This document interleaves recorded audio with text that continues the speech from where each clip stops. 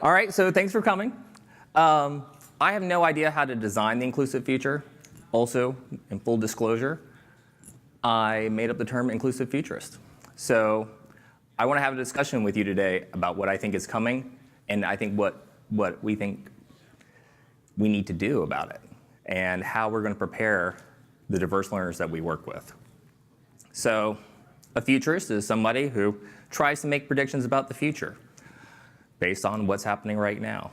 And there are lots of examples of people getting it incredibly wrong, right? We do not have jet cars. It did not work out yet. But we're probably 15 years away from drone cars, so that's not so bad. But there are plenty of other examples you can probably think of where everything is going to change, and things did not change nearly as much as we thought they did. And also, change is really hard to notice sometimes because it kind of just creeps up on you. So if you're not familiar with this, this is the Gartner hype cycle. And there are dozens of examples, probably actually hundreds of examples, where a technology has come out and, oh my gosh, it will be amazing. And you go through this super hype period of time of, oh my gosh, this will change absolutely everything. And then you go, no, that is not cool at all. And can anybody think of an example where, oh my gosh, it will change everything? And then you're like, eh. Yeah, that happened. I'm not sure they're ever going to level out. I think that's, for fidget spinners, we would just draw that right there, and it would just crash. Virtual reality was one in the 80s. Remember all of the bad 80s movies were like, I'm going to put on the computer, and I will use virtual. It was on a Murder, She Wrote, and she's finding a killer. I mean, I don't understand how she always came across murders, but she's in virtual reality in this like 88. There's a movie like Hackers and Lawnmower Man, and it was going to change everything. Yeah, it was right there, Murder, She Wrote. And then we are now kind of at this point where it's practical to use virtual reality for things.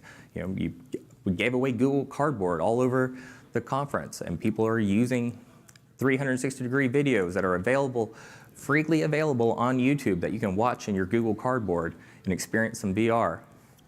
We are now on the other side of that with VR.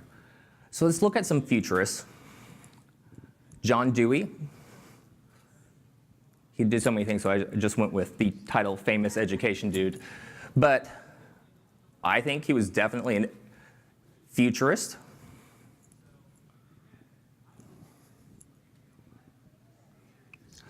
This is William Gibson. He's one of my favorite futurists, and I find this to be incredibly true. And that's part of why we go to conferences like this, so we can find out what's actually already available and try to get it into our classrooms. Because you probably have noticed when something incredibly cool comes out on the technology side of things, it tends to hit business first, or video gaming first. Maybe some other industries innovate that I'll not name, and then maybe it makes it into general education, then maybe it makes it into special education. If you're not familiar with this futurist, he's a super cool one. He's well known for lots of things, but there's a video that I use frequently called Shift Happens, which gets kind of updated every year with new kind of current facts that are happening. Just to remind you, oh my gosh, so many things are happening. There are 4 times the number of WhatsApp messages sent every day than there are humans on the planet. And that's just one app. You know, mind-boggling facts like that. And I use the Shift Happens video in a lot of my education classes that I teach at Washington State University, because being an inclusive futurist doesn't actually pay anything, so I work at Washington State University. But here, I get to show off these incredibly cool technology and with my students, but I have them think about all of the things that are happening in this video. And the other one that he's well known for, he did in 2008, and it's a graduation speech to the kindergartners that were in 2008. And a lot of his predictions, being a futurist often means you're wrong. He was incredibly hopeful in 2008 or 7 when he made it. He was mind-blowingly optimistic, I would say. But a lot of the things he did kind of come to pass. We do have, he kind of thought that the solar panel tiles on roofs would be widespread. They're not, but they exist. So a nearby educator somewhere around here at the conference, this is one of my favorite quotes that I actually read in an academic journal ever. It really struck me. And my last futurist that I'm a huge fan of, this is my daughter, Sydney Reese. You are surrounded by small futurists. I mean, this is my small futurist, but you probably either teach small futurists, some of you probably have your own small futurists. You might have multiple small futurists at your house, or maybe they're larger, grown-up futurists. But when I interact with Sydney Reese and I take her to my lab and she's playing around with the HoloLens and she's talking about, she's seeing the fish in augmented reality. She has this little virtual sensory room on her head and she's playing around. She is giving me incredible ideas. She's like, I wish it would say something when I would touch it. I'm like, that would be really cool. That would enhance this activity. I want to know which all the fish names are. I wish I could feel it when I could touch it. When I reach out and touch it, I'm like, haptic feedback would be an excellent idea to embed in this activity. And so you're surrounded by small futurists who aren't bound by, this is the way we've always done it, or I don't know what this is. They're kind of limitless in some ways. So I encourage all of us futurists to take suggestions from that. Seeing the future is really hard, but there's a couple things that we can do. This is at the bean, and so my attempt to explain that the future is kind of hard to see and blurry. First step, you just kind of have to believe in yourself and decide to I am going to be a futurist. It's a lot like my attempt here, my little futurist, forced me to be DJ Pony. So there are no DJ Pony costumes. I just had to make it up, just like I'm making up being an inclusive futurist. But I became DJ Pony for my daughter, and I just made that happen. This is going to be up to you. You're going to have to find those people at the margins. I think that's the first step of being a futurist. You're going to take tools that are out there that might not be particularly designed for something, some of these challenging emerging technologies, and find a way to bring them into your classrooms, in your communities. The best example I have of this is my mom. I was in my PhD program, and I was doing a lot of trainings on using mobile devices, and I was telling my mom what I did one time and talking through some of the things. And she goes, do you have anything that is a communication app for people who have a hard time speaking? I was like, yes, I do. What are you going to, okay, but what are you going to use it for?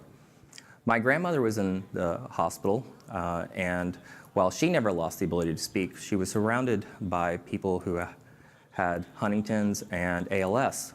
And there were many people at the hospital that she was in who were using a yes-no board to communicate. And visiting there, it's just mind-blowing that you've got to be kidding me that that's the best we can do.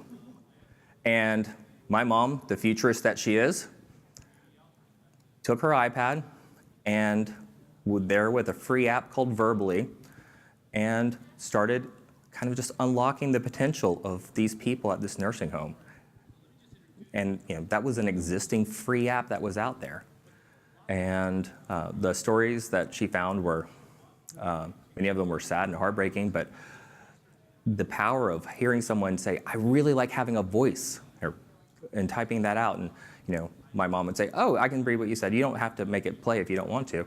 But there were so many people who really liked, even if it was the nice female computer voice or the nice male computer voice, they still loved it. So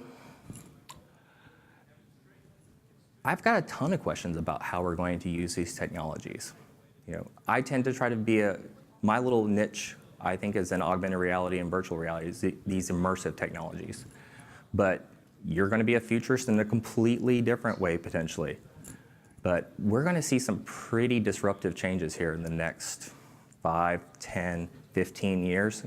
And do you think our schools generally do a good job of planning for 5, 10, 15 years? They do a good job of zoning and building buildings, maybe. But I don't think I see a whole lot of schools out there going, what will it be like if everybody has smart glasses? Because that's not very far away. So, here's some examples of my work with augmented reality.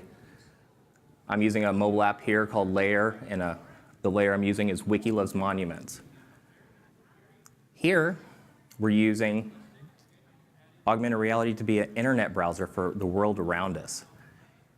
You can explore the world around, and we are really great at taking the internet to explore and learn about China, but discovering what's in front of you with mobile technology and augmented reality, especially, let's say, once you actually have your smart glasses and they're built in, and you get curious about, I wonder what that leaf is, I wonder what plant that is. You wink at it, and your smart glasses pop that up. That would be pretty cool, right? But we're also going to have some pretty interesting challenges with that. Would you be okay with me reading your pulse with my smart glasses? Not cool? What about a deception index? There's a 70% chance she's engaging in deception. I mean, I guess it would be great. And did you cheat on the test? Yes, you did. It looks like the meter goes, yeah, I think you did. But we have apps right now that can read your heart rate just from a camera. Now, when that's built into smart glasses, that's going to potentially, that could be weird, right? I'm not okay with that personally, but it's going to happen. What about students paying attention to you and occasionally doing a little sliding through a social media profile on Tinder, while in class, in their smart glasses? That'll be challenging. I don't have an answer for that, but that's not far away either. We're probably somewhere between 5 and 8 years away on that one. So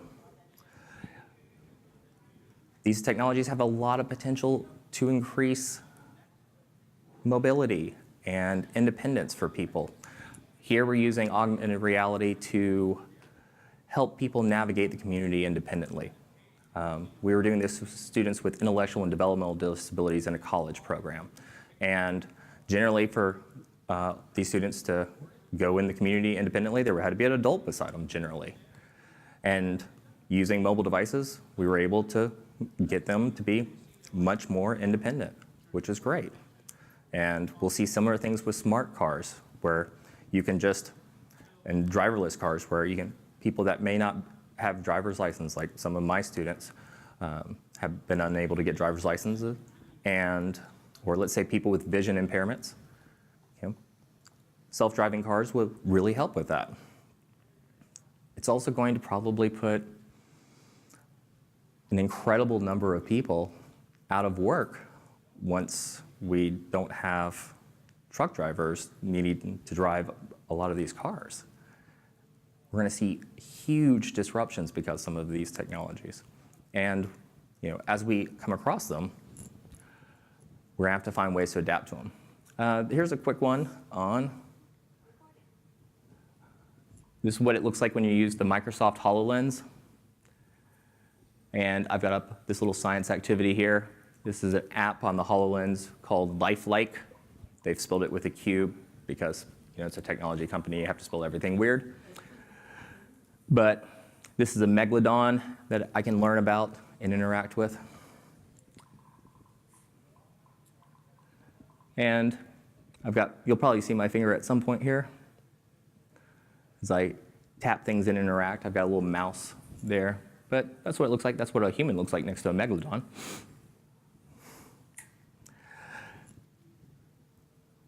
has a ton of potential as an educational tool. Imagine being a classroom teacher and placing the shark there in the classroom, or calling an African elephant into the classroom and to talk about migration and explain all those things.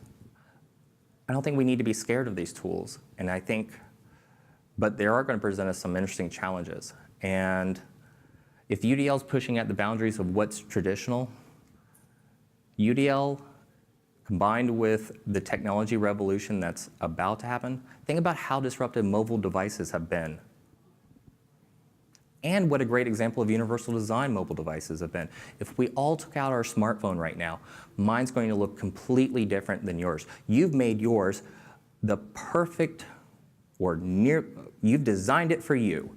You've got all of your resources right there. You've got your coping mechanisms for self-regulation there. It might be Candy Crush, but you've got your things there that work for you. I've got the ones that work for me. One of my friends is completely blind, and she uses her iPhone to do all sorts of incredible things. And she can listen to a book, and when she's adapted to hear it incredibly quickly, she gets around independently using her smartphone. She also has incredible battery life because she keeps the screen incredibly dark. But we've each customized this in a different way for us. And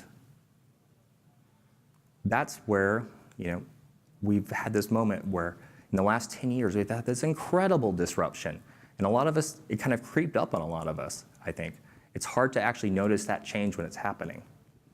So the future is going to be an incredibly rapidly changing technology landscape. Again, some of these are going to get a little weird. But if you come across a new technology, whatever it is, my first recommendation would be to use those UDL guidelines as your implementation tool. When I first started using augmented reality in the classroom, I was really focused on, hey, this is one, I liked it a lot, it was cool, but this is an incredible representation tool. I can turn a single, or it's now actually called HP Reveal, by the way, but I can turn a card that has a vocabulary word on it into a interactive flashcard, basically, and have a video pop up explaining, hey, the femur is the largest bone in the human body, and the aorta is the largest blood vessel. I know them over and over and over because I did a lot with my students. But